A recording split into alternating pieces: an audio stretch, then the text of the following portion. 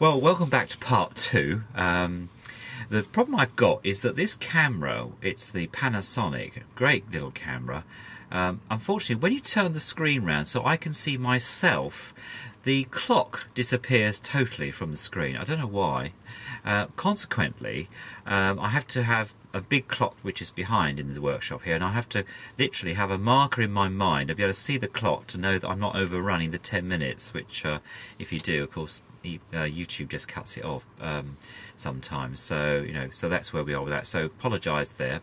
I just thought I'd mention a couple of people. Let's just talk to, well, one person in particular. My friend River, there he is. Now, this guy is great. He not only is non-PC, but also he has lots of interesting bits and pieces. He's almost as entertaining, I think, as Dr. Cassette and Jonas from Germany, who I have a great affinity with, who has recently been showcasing some of the things from what he calls the dump.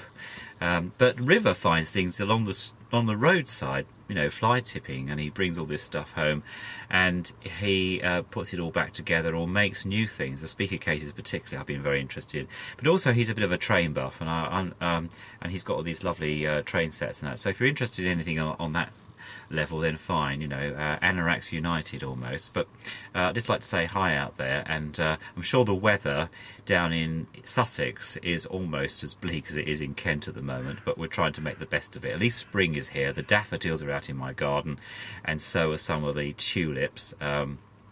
So I've actually been out to buy some compost from the local department store here in UK called B&Q, and so that I can start doing some of the gardening work.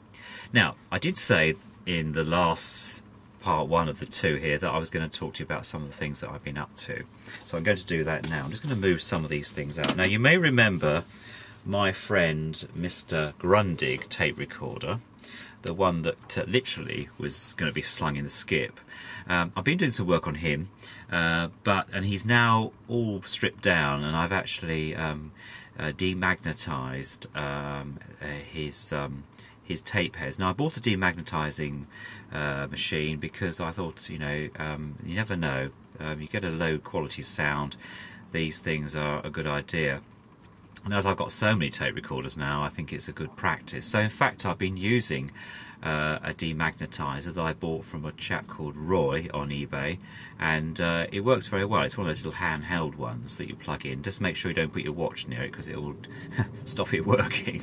And so the practice I've had now is to demagnetize and then clean the heads with some cleaner, and that seems to be working well. I certainly noticed that the higher and lower notes on the tapes are better, and certainly Mr. Grundig, the TK 247 Deluxe, the one you remember I was, seems to be working quite well, and I'm in the middle of re-greasing his parts there. The electronic stuff is fine, just checking all the switches over, and I'm going to take off the back part of the big flywheel because it weighs 15 k's, would you believe, and it's supposed to be portable. I've had to repair some of the handle stuff as well, but I'll show him in a second. So just like to say hi to River, hi to Bert as well, Bert and Charles Smith. Great to see you, and also the little maggot car that you've been driving around in recently. Glad you got that fixed. The Mr. Hyundai there. Hyundai cars in the UK are quite popular, actually, offer quite a good value for money, and I think people shouldn't underestimate some of our Asian car makers. Certainly the quality seems to be in some cases as good as Mr. Ford and probably some of the other friends over here in Europe. And certainly when I was out in Nepal recently at Kathmandu, everyone drove around in Suzukis and Peugeots, and they were pretty bashed up, but they ran all right. So you just alter. We get a bit branded I think in the Western countries, about hung up on these sort of brands, when in fact really it's the car is there today, and there's no bad real cars about on the road any longer, and I think should make the best of. I'm certainly happy with my Ford that I've had for the last 9 years, and may it long continue. though Mondi sometimes does give me some hiccups, his central locking or his air conditioning or whatever, and then I whip him into the local garage to have that sorted. But anyway, that's by the by. So you remember that I talked to you about the Marconiphone, and the one that I got from the so-called website on eBay called Faulty. Everything has the word prefix faulty, and then you get the bit what it's about. Well, faulty to me looked like might be fixable, so the F word comes into that. And what I've done is I've now got to a stage where I've cleaned up Mr. Faulty Marconiphone, and he's no longer faulty, though I've got to do some more work, so I thought I'd just show you that. It's a machine that comes from the I'd say early 70s. I'm just going to alter the camera and so you can see more of what we're doing here. Okay, now I'm going to flip the screen round. Okay, now that tells me that okay, so we've had 5 minutes. Okay, now here we go. Right, now this area here in front of you now is the amplifier. This, if you come around the front, there we are. You'll see that if I move the plug out of the way, we've got here the tone control, which again is one of these strange ones. It's got the off as well, but I have to say that this, like the other things, when it's off, it means off. There's no standby with this, thank goodness. It's got a pilot light down here, which is amber, sort of a lamp there that comes on, and then the amplifier is actually integrated circuit board, microprocessor type thing. It's or should I say transistor, early transistor what I'm talking about here, and the output transistors are here. It's split into two, so you've got this side, this channel, and then you've got the second channel because it's stereophonic, using a BSR deck, which is going to need some adjustment. And this afternoon I thought I'd probably whip it out and give it a clean. The return also is a little off centre. It tends to rest there.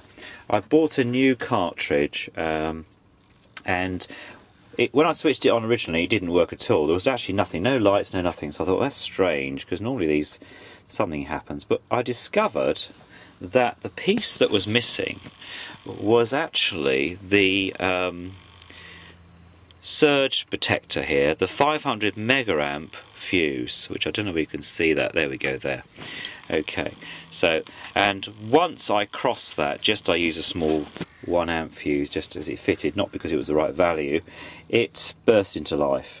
I then checked the continuity for the arm, which is here, with a spare cartridge I keep around, and we had sound through the speakers.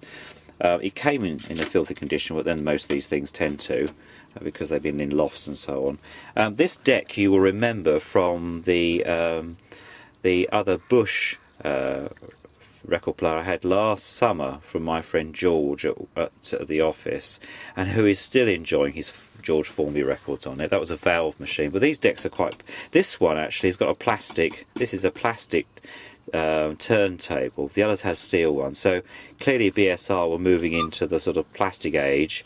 This is also plastic. The case is, though it's covered in this nice sort of Rexon type fabric, crocodile skin, or elephant skin it looks a bit like to me, and the front panel is also, it's fairly cheaply made. I mean, it's hardboard base. I've got to put some feet on it as well. It does work, so and it does run, so I'll be doing some more work on that. It comes with these rather nice speakers, and I think you can see one here if I just lift this up. Here we go. There's two of these. These actually fit on top. I don't know about that one. No, maybe the other way around. They fit on top as a case, so it's completely portable. There we go. Now these came in quite a filthy state. I've had to, even today, clean it off with some stuff called Flash we have out here by Johnson makers, with a scrubbing brush.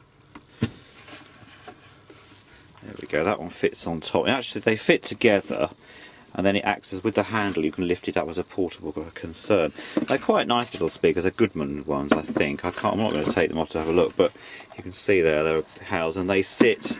It's stereophonic. You then space them a little bit just to get them apart. So they're quite good in that respect. So there we go. So that one goes off, but they're working. It's all working, and so this afternoon I'm going to take this out, clean off the gunk, and then see whether I can get the return to work in a way there. Okay, but just quickly, I've now put Mr. Grundig outside here, Now you can see from Mr. Grundig that in fact I've taken off the top now. You can see the heads here and the counter and that. So we're in the stripped down position, as it were. You can see the two speakers either side there, and then there's two tweeters at the front, so it's coming along.